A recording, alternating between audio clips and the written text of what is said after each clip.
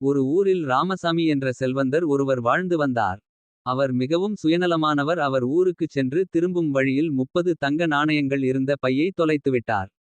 அந்த செல்வந்தர் தனது குருவிடம் நடந்ததை கூறி வருத்தப்பட்டார். சில நாட்கள் கழித்து குரு ஊருக்குச் சென்று திரும்பும் வழியில் ஒரு பையில் தங்க நாணயங்கள் இருப்பதை கண்டார். அந்த பை ராமசாமியினுடையதாக இருக்கலாம் என நினைத்து அந்த பையை அவரிடம் கொடுத்தார். தங்க நாணயங்களை பெற்றுக்கொண்ட ராமசாமி இதை வைத்து ஒரு திட்டம் தீட்ட நினைத்தார். அவன் குருவிடம், நான் இந்த பையில் 40 தங்க நாணயங்களை வைத்திருந்தேன்.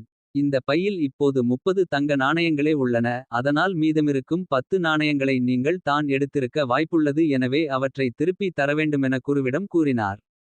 குருவோ மிகவும் நல்லவர். பிறரின் பொருட்களுக்கு ஆசைப்படாத அவரது குணத்தைப் பற்றி அனைவருக்கும் தெரியும். இந்த குழப்பத்திற்கு முடிவுகட்ட இருவரும் ஊர் தலைவரிடம் சென்றனர். விவரத்தைக் கேட்ட ஊர் தலைவர் ராமசாமியிடம், நீ எவ்வளவு தங்க நாணயங்களை தொலைத்தாய் என கேட்டார். அதற்கு அவர் 40 தங்க நாணயங்கள் என பொய் கூறினான்.